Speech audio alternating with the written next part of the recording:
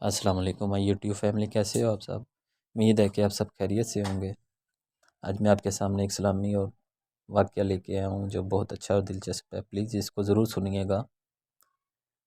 ایک دفعہ ایک آدمی نے امتحان سے بسم اللہ پڑھی اور حجام کی کرسی پر بال کٹوانے کے لیے بیٹھ گیا۔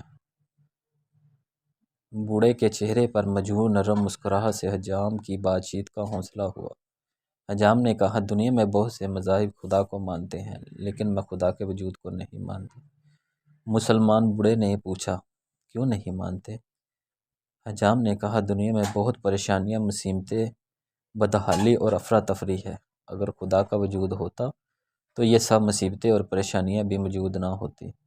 بوڑھے نے کہا، میں بھی اس دنیا میں حجام کے وجود کو نہیں مانتا۔ حجام نے پریشان ہو کر پوچھا، کیا مطلب؟ میں آپ کی بات نہیں سمجھا۔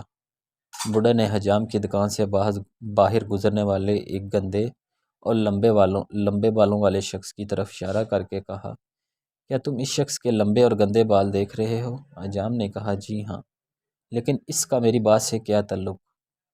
بوڑھے نے نرم لہجے میں کہا، اگر حجام ہوتے تو لمبے اور گندے بالوں والے لوگ بھی نہ ہوتے۔ حجام نے کہا، ہم موجود ہیں، لیکن ایسے لوگ ہمارے پاس نہیں آتے۔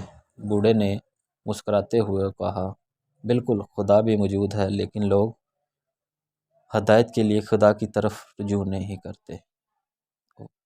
اللہ پاک آپ کو اور ہم سب کو آسانیاں پیدا کرنے کا شرف بخشے اور اسلام کی سمجھ عطا فرمائے۔ والسلام۔